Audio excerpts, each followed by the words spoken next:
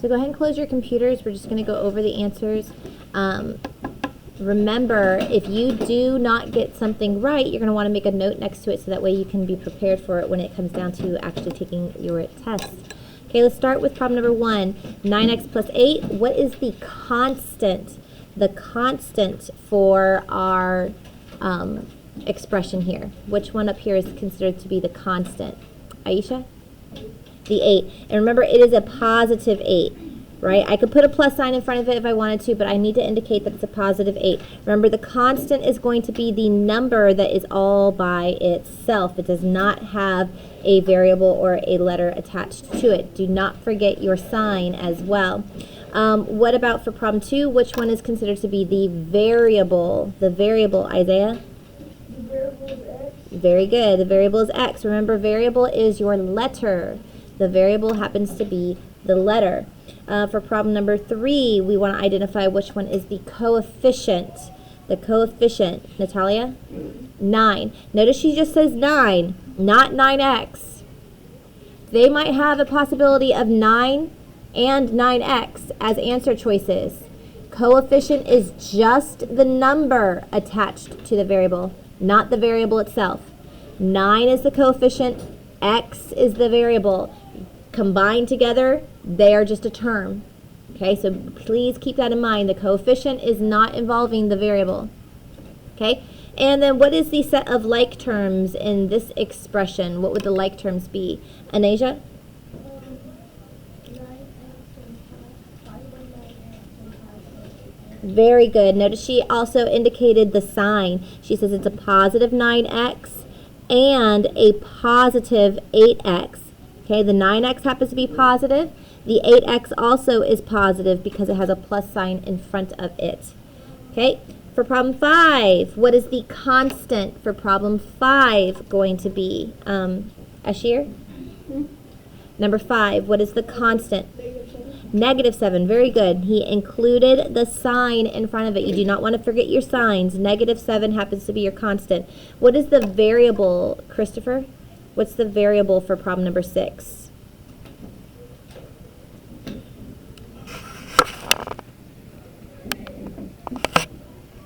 Remember, up here, variable happened to be x. For problem number 6, what is the variable going to be?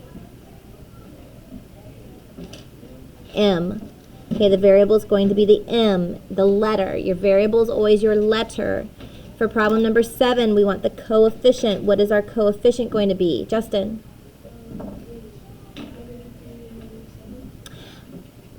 Well, -7 is not, because remember, -7 is a constant. If it's a constant, it can't be coefficient. So it's just the -3. Only the -3. It's the number that is connected side by side with your variable. Okay, and then problem 8, what are our like terms going to be, Angel?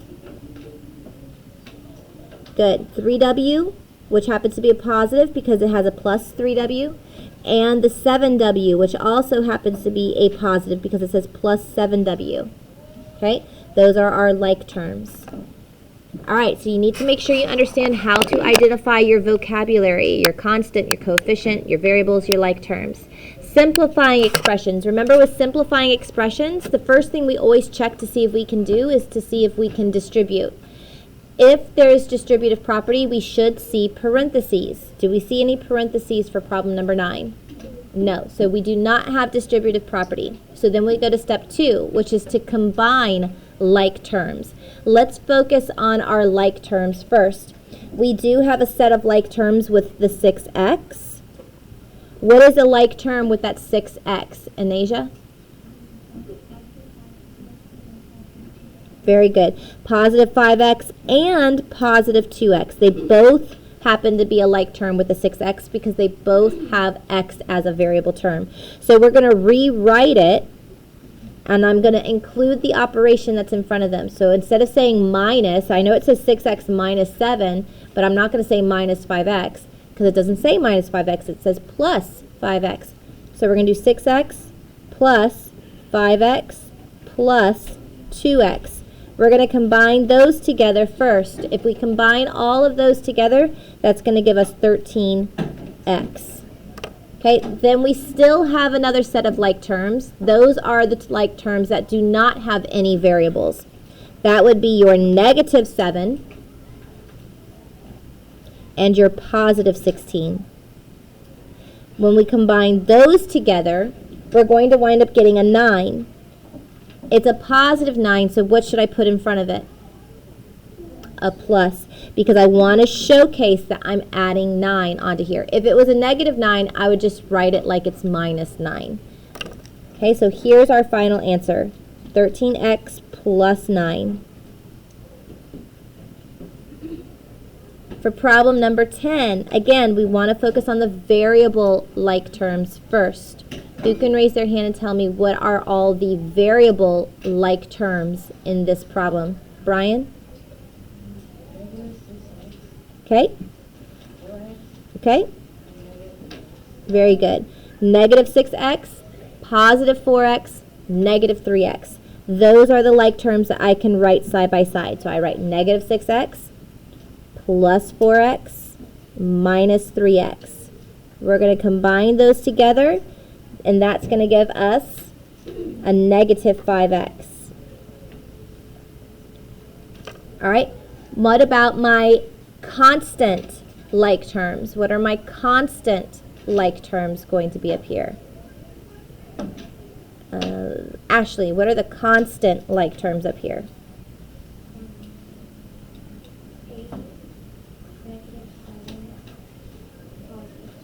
Very good. We have an 8, which is positive, minus the 7, and then plus the 12. So when we combine all of this together, that's going to give us a positive 13. So there's our final answer, negative 5x plus 13.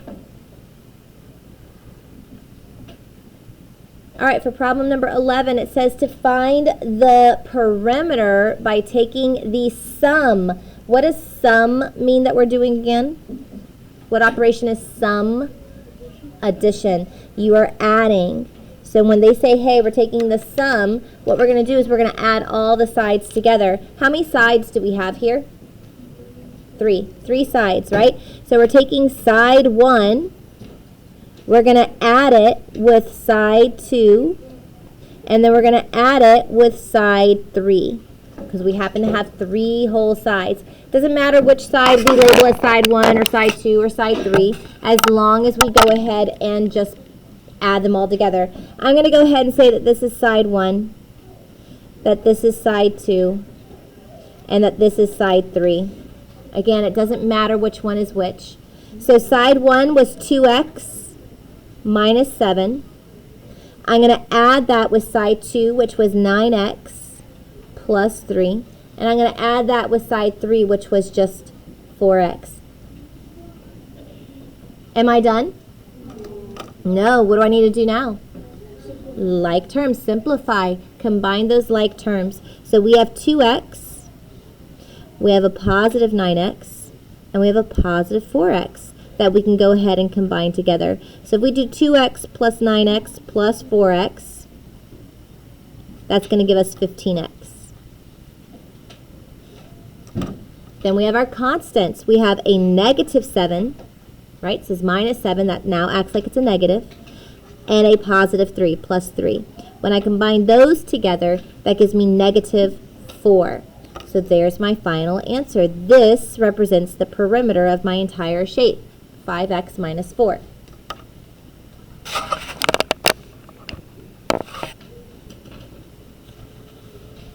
Okay, if you flip it on over, go to the back. Problem 12, it's a quadrilateral, but it's also asking for perimeter. So is it any different? No.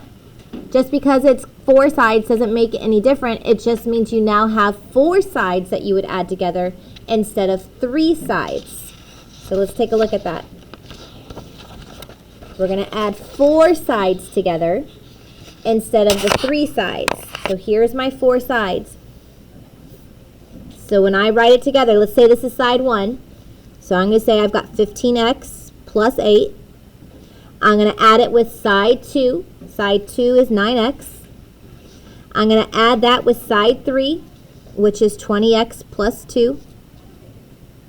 And I'm going to add that with side 4, which is the 11x minus 7. So there's my statement. Again, like you guys said before, I'm not done because I have to simplify. I have to combine those like terms. So I've got 15x, I have positive 9x, I have positive 20x, and I have a positive 11x. I can combine those x terms together. So 15x plus 9x plus 20x plus 11x. That's going to come out to 55x. I also have my constants, those terms that are just numbers. I have positive 8, positive 2, and negative 7. So when I do positive 8 plus 2 and then minus 7, that's going to come out to a positive 3. And there's my final answer, 5x plus 3.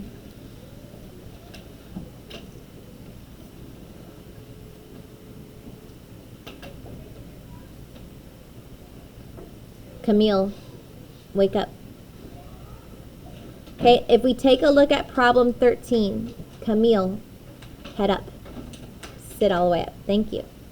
If we take a look at problem 13, we do have parentheses, which means we should be distributing, but what value is going to get distributed? Aisha? A 1. So if I distribute a positive 1 to each of these terms, is it going to change anything? No. So this is still going to stay 3.7x minus 8. If I distribute a positive 1 to each of these terms, does it change anything? No. So that still stays a positive 2.1 minus 1.04x. Now I can go ahead and combine those like terms. I've got the 3.7x and the negative 1.04x.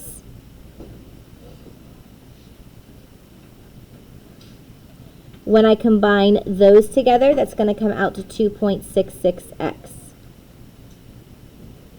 Then I've got my negative 8 and my positive 2.1. When I combine those terms together, that's going to come out to a negative 5.9.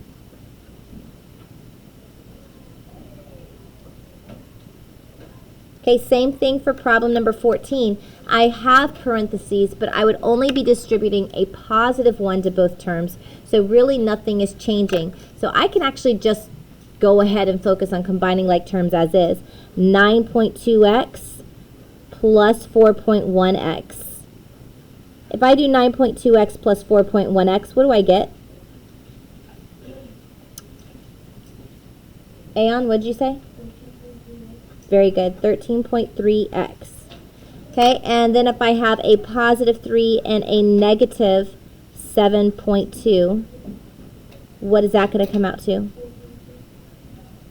Negative 4.2. Negative 4.2. Don't forget that it is a negative because that means you have to write the minus sign instead of the plus. Okay, now number 15, again, we do have distributive property. Is anything going to change? Yes, there is something that's going to change. Nothing's going to change in the first set because I'm still only distributing a positive 1 here, right? A positive 1 means I'm doing 1 times negative 14x and 1 times negative 3. Those are going to stay the same. That's still going to stay negative 14x minus 3. But for here, I'm now distributing a negative 1. A negative 1 times negative 4x and times a positive 7. So if I do negative 1 times negative 4x, that becomes a positive 4x. So I change the sign. If I do a negative 1 times 7, that now becomes a negative 7. I've changed the sign. So it's important that you notice when you are distributing a negative, your sign is going to change. Now we can combine those like terms. So negative 4x plus the 4x is going to come out to a negative 10x. And then negative 3 and negative 7, that's going to come out to a negative 10. So there's our final answer, negative 10x minus 10.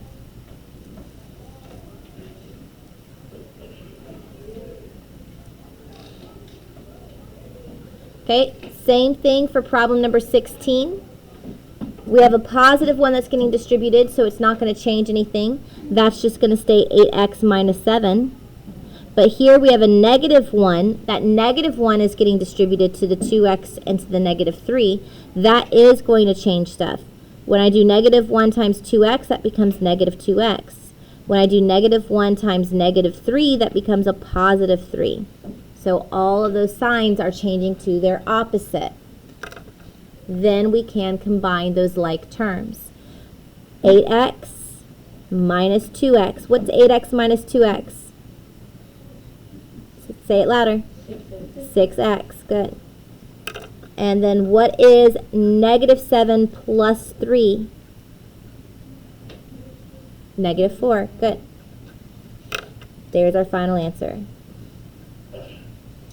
Sometimes it's not just a negative 1 that you're distributing. Sometimes you have actual or other visible numbers that are getting distributed here, like number 17. Number 17, we're distributing an 8 to the first set, and we're distributing a positive 2 to the second set. So we're doing 8 times 1x and 8 times 3.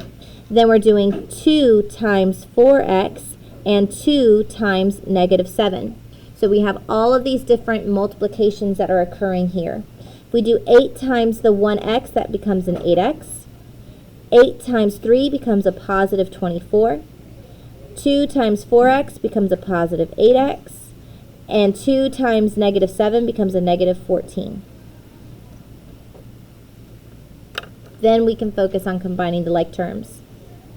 8x plus 8x. What is 8x plus 8x? 16x. Good. What is positive 24 minus the 14?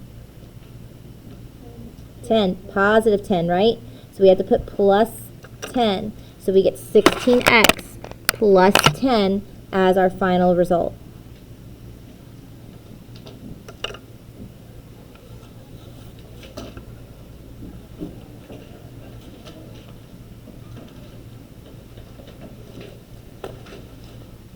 All right, I want to go ahead and, because we're running low on time, I want to be able to get to more of the material. We're going to skip on down to problem 21. So we're going to skip to problem 21. I do have everything filled out. I don't want you thinking that I'm not going to work through these problems. I do have all of the problems thoroughly worked out with explanations next to some of them. That this is going to get posted on Google Classroom tonight so that you can look through the problems that we didn't get a chance to go over, just so you can see if you're correct or not. But we're going to skip down to 21. The only reason I want to do that is because I think a lot of you see the fraction and you panic. But this is no different. It's no different whatsoever. It's still distributive property. We're still taking that negative 3/4 and we are multiplying it to every one of these terms that's on the inside of the parentheses. So I am just doing negative 3/4 times 8h. I am doing negative 3/4 times negative 12, because that's a minus 12. I'm doing negative 3/4 times 12r. Okay, the only things that are not going to get the multiplication done to them is this portion right here. This plus 3.5h minus the 7. That's not going to have anything done to it. Okay, when I multiply these, this is going to come out to a negative 6h. This one's going to come out to a positive 9. And this one's going to come out to a negative 9r. Then the rest of the statement comes straight down into the problem. Plus 3.5h minus the 7. Okay, you've now gotten rid of your fraction. Yes, you still have a decimal, but that's okay. You still combine like terms the same way. I have a negative 6h and a positive 3.5h. Why am I not including the negative 9r? Brian? It's not a like term. It's a variable, but it's not the like term. It's not an h. So I can't combine that with anything. So I'm just combining my like terms for right now. Negative 6h plus the 3.5h. When I combine those together, that's going to come out to negative 2.5h. I do not have a like term that can get combined with this negative 9r. So it's just going to come straight down in my problem, negative 9r. I do have like terms for my constants though. I have a plus 9 and a minus 7. So if I do a positive 9 and minus 7, that's going to come out to a positive 2. And there's my final answer.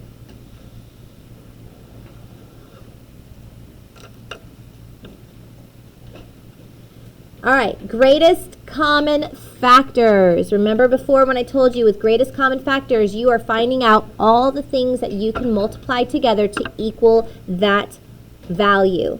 So if I'm talking about the factors of 15, I obviously know I can do 1 times 15, but what else can I do, guys? Amaya? Yeah.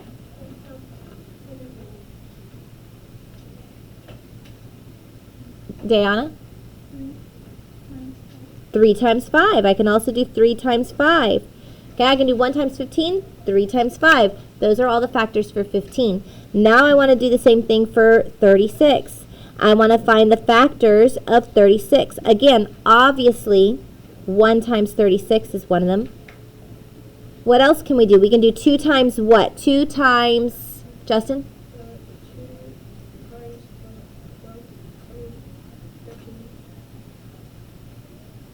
Higher. 18. 2 times 18. Okay, we can do 2 times 18. We could also do 3 times what? Ann? 3 times 12. We can also do 4 times. 4 times what? Aisha? 9. And we can also do 6 times what? 6. Good. 6 times 6. Okay, so here's all the factors of 36. What is the greatest common factor that they share? Ashir? 3. They have a 3 in common. So their greatest common factor is going to be equal to 3. Okay, let's take a look at problem 23. We're going to do the same thing again. We're going to identify the factors of 18. For factors of 18, we've got 1 times 18. We can do 2 times what? Brian? 2 times 9. 3 times? And? 6. Good. Anything else? No, there's nothing else that we can do. Those are our factors for 18. Let's go to factors of 24. 1 times 24. 2 times, say it out loud, 12. 3 times, 8. 4 times, 6. Good. So there's our factors. What's our greatest common factor? What number do they share in common that's the largest number? Guadalupe?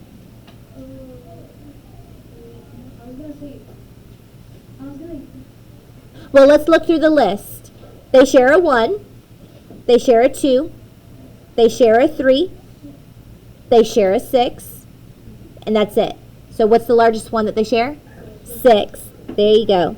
6 happens to be the largest one. Remember, greatest common factor has to be the largest factor. They obviously have more than one factor that they have in common. You want the greatest common factor.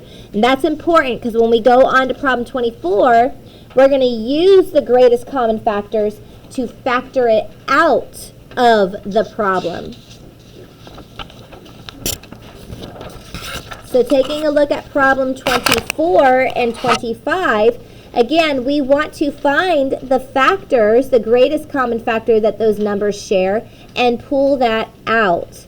So if we're looking at the factors for 12, my factors of 12 are 1 times 12, 2 times 6, and 3 times 4.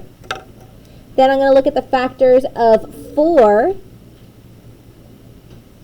Factors of 4 are 1 times 4 and 2 times 2. What's the largest number that they have in common? Angel?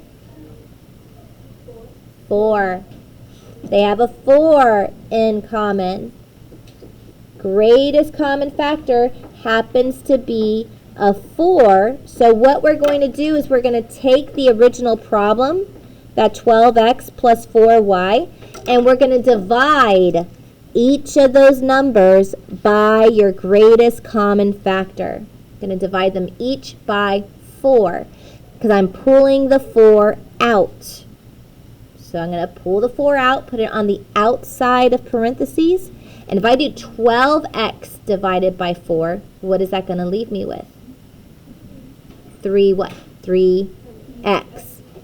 And if I do 4y divided by 4, it leaves me with 1y, or just y. And there's our answer. You found the greatest common factor. You put it on the outside of your parentheses, and you divide each one of those numbers by that factor to see what it simplifies to. Okay, let's do the same thing for number 25. Our factors for 7 is just 1 times 7.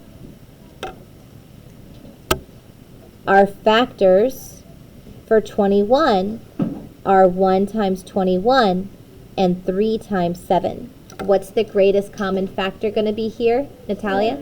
7. Good. 7 happens to be their greatest common factor.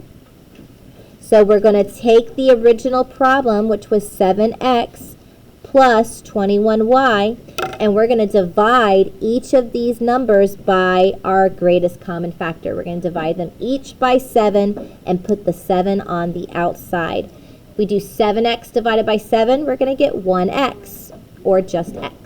If we do 21 divided by 7, we're going to get 3y, positive 3y. And there's our final answer.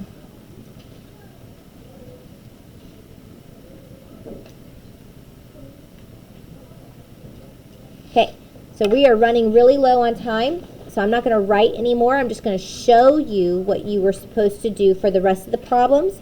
Again, it's going to get posted online tonight, as well as the video that I'm recording for you guys too. All of that's going to get posted. So let me go ahead. Can I remove this? Okay. When we're talking about evaluating, remember to evaluate, you're just taking the number that they tell you the variable is equal to and substituting it into the problem. So instead of x, I'm replacing it with a 3. Instead of plus 7x, I'm doing plus 7 times 3, and then the minus 8. Once I type all of that, I'm just going to type it straight into my calculator and hit enter. It's going to tell me what my answer is. That's what evaluating means. So here, 3j, and j is equal to 5. So instead of 3 times j, I'm doing 3 times 5, which is 15. For problem 28, instead of 2 times p minus 12, I'm going to replace the p with a 6. I'm going to do 2 times 6 minus 12. That comes out to 0. Instead of m minus n, I'm going to replace my m with negative 9. I'm replacing my n with a 5. It's now negative 9 minus 5, and that's negative 14. Instead of x times y plus y, I'm going to get negative 6 times 3 plus 3, because these are my values for my x and my y, and then work it out to get negative 15 as the answer. You're just substituting the value that represents the letter in place of the letter. That's all you're doing. Don't forget with translating words. Remember, words like difference and sum, those go into parentheses when you have other operations involved. Difference and sum are going to go into parentheses when you have other operations involved. Don't forget things like this one right here. These two are big. The term less than means you change the order. So 9 less than x means you do x minus 9. 8 less than triple r means you do triple the value of r minus 8. Less than changes your order. And then if it gives you a problem and requires a decimal answer, 3/4 fractions, you can change those into decimals easily by doing 3 divided by 4 and get your decimal answer. Okay, be mindful of that. All right, I want to go on to the last problem. Everybody flip to the very last problem.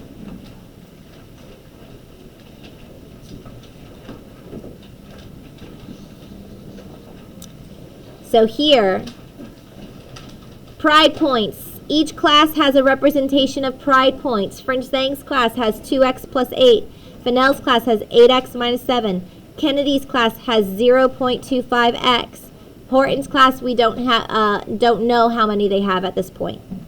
So we want to write the expression where it's 5 times the amount of Kennedy's points plus 1 of Fennell's pride points.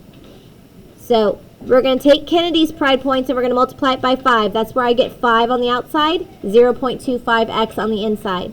Plus 1 of Fennell's points. Fennell's points is 8x minus 7, so we're putting plus 8x minus 7. This would be one way to represent that situation. If I simplify it, I can multiply 5 times 0.25x and get 1.25x plus the 8x minus 7. That's another way to represent the same situation. I just multiplied these values to get this. Then the third way to represent it is to actually simplify by combining like terms. Combining those x terms together, and I still have that minus 7. Now, pay very close attention to here. French-Zheng's homeroom started off with 12x plus 8, but then we're going to remove some of the points because they redeemed them. So we're removing by subtraction. Notice I put them in parentheses because I'm not just subtracting 7x, I'm subtracting the 7x and I'm subtracting the 5, the minus 5 here. So I have to put that in parentheses. I'm going to distribute first before I simplify my like terms. This is very important that you understand that process. Okay, this is going to get loaded up into Google Classroom tonight so that way you can study. Your test is tomorrow.